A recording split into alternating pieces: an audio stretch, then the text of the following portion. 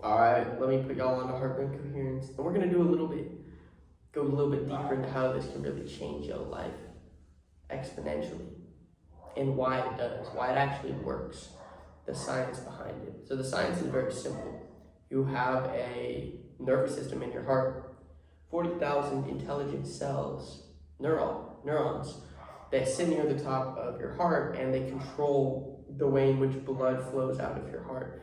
They control the vibration that's applied to the blood. So when you evoke these positive feelings like love, gratitude, peace, harmony, this neural net applies a smooth sinusoidal vibrational signature to this blood, which in simple terms is just like it goes up to your brain and makes you happy. On the other hand, when you feel things like anxiety or anger or envy, it's a jagged waveform that's emitted out, and it actually has a lot of negative health implications. By emitting this smooth sinusoidal blood, we increase DHEA, which is like the precursor to all of our hormones, all our anti-aging hormones. We decrease cortisol, increase serotonin, increase all the positive things in your life, and actually activates the parasympathetic nervous system, which allows for regenerative processes to happen in the body. So it's not only good for your mind state, it's good for your entire body, which becomes this upward cycle of positive progression. So it's extremely powerful. And what I think is so interesting as well is, since it's a neural network in your heart, it's neuroplastic, means it can change. It's just like your brain can change with new habits, your heart can change. It also means that your heart has an independent memory. So your heart has a memory and your brain has a memory. And a lot of times with trauma, I find that it's actually your heart's memory that is impacting you in a certain way. Like, you may have released it in your brain, but you might not have released the memory in your heart, or you may not have changed the way that you relate to it. So when you address heart-based things, not only does it resolve it at the root of the problem, it also helps your cranial brain resolve it as well. This is why coherence is so powerful. It also it tunes your biofield. So you have this magnetic field and electric field, and you have this field that expands outside your body. You can measure it 4 feet outside your body, and also it's maximal at 4 feet, which is at 0.1 hertz, which is when you evoke love and when you evoke positive emotions, it extends out maximally. And then when you feel all these anxiety, negative emotions, it's most contracted. Now, we are starting to understand that the biofield also expands outside of that, and there's information present in this biofield, which is your biophotons, it's your aura, it's the energy that you carry. And having a coherent field, actually working with your breath, working with these positive emotions, working with the way that you feel and the way that you think, tunes this biofield, which literally emits a certain light, which becomes attractive to light, which is, if you're positive, you become extremely attractive to other positive things and repulsive towards negative things. And when you're negative, you become attracted towards negative things and repulsive towards positive things. And that's why we see, like, people that are just in good moods have good things happen to them. People that are in bad moods just have bad things happen to them. People that are like, yeah, I'm lucky, I always win shit, they always win shit. Why? Why is it? It's because of that. It's a physical thing. It's not just a coincidence. Like, no, it's what you're feeling. It's how your biofield interacts with the rest of creation. And we have to understand that we're a participant in reality.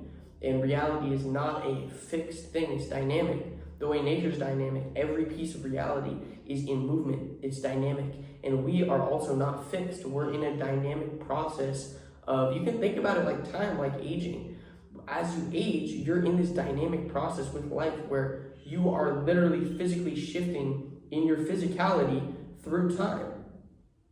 So you are a choice. You're a literal constant choice in every piece of time as to how you relate to time. How do you relate to this creative process, which gives you this immense freedom to choose your future and choose your destiny and choose the way that you relate to people, relate to circumstances, and how you act. Like this is the first step in being able to become more coherent and do all these things, is understanding that at the root of things, you have a fundamental choice in every single moment as to how to respond to your environment.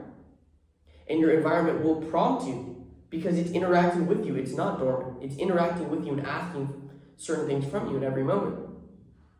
And it's your job to be present and understand what's being asked. Now, the more coherent you are, the more control you have over your progression in time. You become more grounded in this dynamic process.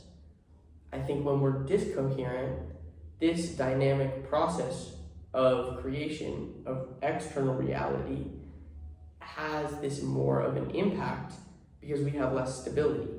So it's able to dismantle this field a lot easier.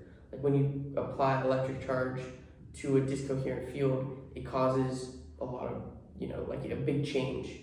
But when you apply an electric charge to a coherent field, it actually increases the field signal. So that's why people that are able to relate to reality in a coherent way, they're able to ascribe gratitude to their challenges and understand why certain things happened the way they did. They're able to draw things, like they're able to take circumstances and turn it into development. They're able to turn it into increase. But other people that are not stable in their movement and view of reality get dismantled by circumstances. So when you become more coherent, you become low battery. When you become more coherent, you become a greater creator. Like you actually have the ability to create, because you can't always control the circumstances. We know that things are going to happen to you, and it is what it is. But you can control the way in which you take it. And when you're more coherent, you can take it and you can use that as fuel to the flame, or you can let it do what it does to you, which is gonna dismantle you. So this view, I think, is so powerful because it changes your view of reality and your future. Like, as soon as you can truly come to terms with the fact that, hey, reality is happening through me, it's not happening to me, you become the creator of your destiny, and you become able to determine your future. You can, as soon as you understand that, I think things that would make the you that doesn't understand that uncomfortable start to not faze you, because again, you're more coherent, so you can take these feelings and use them towards whatever your goal is.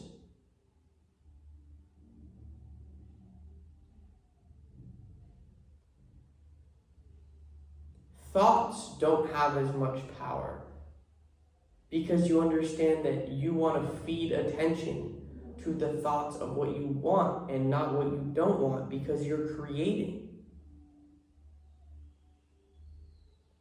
The greatest thing that you can do to let go of, not stress and not think negative thoughts is to understand that it negatively impacts you. We're selfish, just survivally, we got to be self-interested, and just the nature of reality, like we're experiencing life as a self. We're selfish. So understand that when you think negative thoughts, when you speculate negatively, when you stress, you're giving energy to that thing. Whatever that outcome is, you're giving energy to it. And that's a good way to be like, hey, man, no, I'm gonna think about something, I'm gonna consciously become aware, because we think unconsciously, subconsciously. The goal is to become conscious creators, to bring the subconscious to our conscious mind, and bring the conscious mind to our subconscious mind, reprogram the way that we naturally think. Because we're not actually trying to think. The brain is a calorie conservation mechanism. So it optimizes to conserve calories, which is to take thoughts that it's used to. So if these thoughts are inherently good, then you're going to be, conserving calories and manifesting a positive life, because you're subconsciously thinking positive thoughts. But if these are negative programs, then you're just when you're conserving calories, when you're resting, you're actively contributing towards a worse future, which is why reprogramming your subconscious is so worth it, because it takes a little extra effort in the short end, and then it pays off so incredibly in the long run. And likewise, not putting the effort in to reprogram those mindsets gives you a life that you don't necessarily want. Because we're creatures of habits. You open your phone without thinking about opening your phone. You do what you do in the morning really without thinking about it. You do most things without thinking about it, unless you're really like, let me think. So what are you doing? That's a question that really, I think about it. I was like, dang, what do I do? What would happen if I changed? And then all the freaking possibilities of the world would open up to you. So, yeah, practice your coherence. I think I have a video on coherence, but work on your heart-brain coherence. Work on cultivating thought, or work on cultivating feeling from thought. Take thoughts that cultivate feelings. Become conscious of the feelings and the thoughts that you take on a day-to-day basis, and understand that a coherent, confident signal is going to be able to take reality and bend it to your will, while a non-coherent person, a non-coherent signal is going to be dismantled by the circumstances. So understand that you're a creator of reality and start creating, and just like be delusional about what you can create. I think we're infinite. You're just infinite and limitless. And you gotta believe that before it becomes true. And it'll feel like, what am I doing? And then all of a sudden